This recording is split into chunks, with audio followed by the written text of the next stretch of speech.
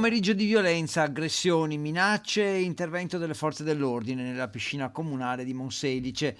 Il gestore dell'impianto ha pubblicato alcuni filmati in cui si vede il giovane rapper Baby Touché, padovano, classe 2003, che provoca, aggredisce e spintona il gestore facendolo cadere a terra. Sul posto sono poi intervenuti i carabinieri. Tutto sembra sia nato, nel racconto del gestore, dalla richiesta del rapper di non pagare alcuni servizi della piscina, come i lettini. Il gestore, che ha dovuto ricorrere alle cure del pronto soccorso con 5 giorni di prognosi, è stato così aggredito e spintonato a terra e ha poi presentato denuncia ai carabinieri.